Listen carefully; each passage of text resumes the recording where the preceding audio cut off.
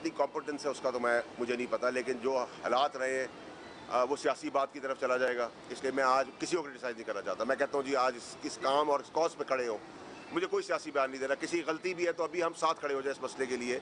लेकिन जो बात आपने की है, देखिए मेरी गुजारिश ये होगी कि 5 साल 7 साल 8 साल 10 साल के अंदर के जो बच्चे वैसे ही बड़े मासूम के फूल की तरह है। मेरी गुजारिश होगी अपने बहन भाइयों से कि अपने बच्चों को बिस्किट लेने भी ना अकेले, इस कम उम्री में तो वैसे ही हम समझते हैं कोई सीढ़ी से टकरा जाए, कोई रोड क्रॉस करते हुए कोई हादसा ना हो जाए, एहतियात करें, ना भेजे, खुद उठ के जाए, खुद करे।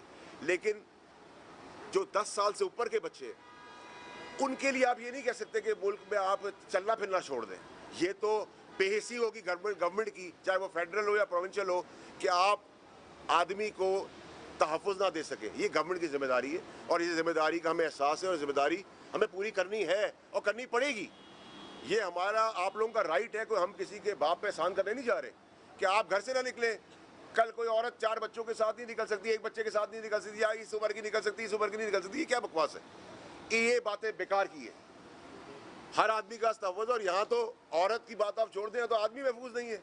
आदमी के साथ कम ज़्यादती के किस्से आपको नजर आ रहे हैं पाकिस्तान के अंदर। ये जहालत और जानवरगिरी है। इस जहालत और जानवरगिरी का हिसाब, जानवर का हिसाब और इलाज जानवर के तरीके से होगा।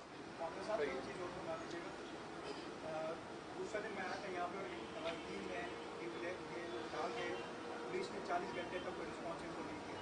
आप लोग के में इस्लाह लेके आए पुलिस के अंदर, क्या क्योंकि यहाँ पे तो भाई हुकूमत की पीपल्स पार्टी की और आर्टिकल 18 के बाद जो उसके बाद जो बहुत सारी चीज़ों की रिस्पॉन्सिबिलिटी है, क्या उनकी सिफारिशात आप भेजेंगे?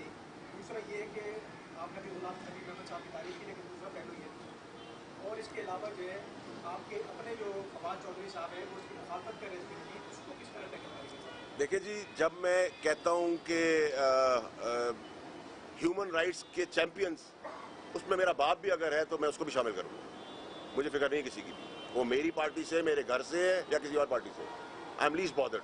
मेरे लिए कॉज है, अब हम सब के लिए कॉज है। आप जो यहाँ खड़े हुए कॉज के लिए खड़े हुए, तो मैंने आपसे कहा कि अगर मेरे घर में मेरा बाप भी इसका मुखालिफ है तो आई एम नॉट बॉदर्ड। मुझे कोई फिक्र नहीं है।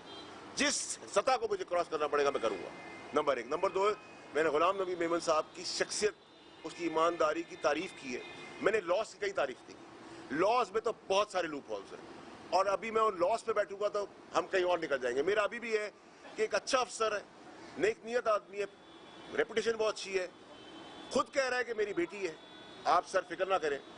और मैं पुराना जानता हूँ परफॉर्मेंस को, तो मैं उम्मीद कर रहा हूँ कि जितनी तेज उन्होंने 17 आदमियों को निशानदेही की, उनके सैंपल्स देने के लिए भेज दिए, और एक पे 99% हम फोकस्ड हैं कौन है, हम सबको अंदाजा है, लेकिन 1% भी हम शक व शुबा ना छोड़े तो उसकी तारीफ करें कि नहीं होना चाहिए था। लेकिन होने के बाद कम से कम दाद रसी तो उनके लिए कर दें कि हमने मुजरिमों को अभी पकड़ लिया है और अब कैफे किरदार तक पहुंचाना है। और अगर आप लोगों को कानूनी तौर पे किसी लॉयर की मदद की जरूरत पड़ेगी तो वो भी हसन भाई मलिक साहब हम अपनी जेब से मैं करूंगा। किसी चीज में पीछे जाएंगे, लेकिन मैं अगर आप मुझे कहें 22 करोड़ लोगों के लिए मैं करूंगा तो मैं नहीं कर सकता। इसके लिए हम सबको खड़ा होना पड़ेगा। एक दफा हम खड़े हो गए तो इस मुल्क के अंदर वो जज्बा है कि बड़े बड़े तूफान हमने पार कर लिए, ये इतना बड़ा तूफान नहीं होगा इंशाल्लाह। ठीक है जी, बहुत शुक्रिया जी, थैंक यू। मेरा नंबर आपके पास आ गए, उस हिसाब से ये उम्मीद लगे कि बस हमारे को इंसाफ मिले, कातिल मिले। बिल्कुल मिलेंगे आप, बिल्कुल। जुमे वाले दिन से जुनेद हमारे यहाँ पर शेख साहब हैं SSP यूनिवर्सिटी के, उन्होंने पिछले इतवार को मुझे कहा था कि कल ही DNA कराची यूनिवर्सिटी से आ जाएगा। हाँ, डिले हो रहा था इसके हैदराबाद में, डिले हो रहा था। यहाँ पता है मसले मसाइल है ना। अभी हम आपको कोई भी किसी तरह से कोई प्रॉब्लम हो, लॉयर की हो, पुलिस की हो, किसी और चीज़ की मसला हो, आपने हमें सीधा फ़ोन करें, मुझे उसी वक्त पता चल जाएगा। फाइनेंशियली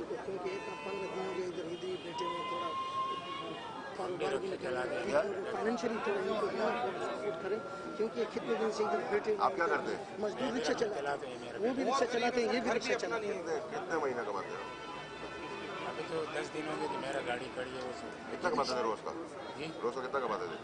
400-500 600 समाज की तरफ से जो भी बाकी तरफ से तो हम कर देंगे, जो हमारी जेब मुमकिन होगा हम वो भी कर देंगे। तो फिर से पैसे, हाँ, 7 पैसे। ठीक। था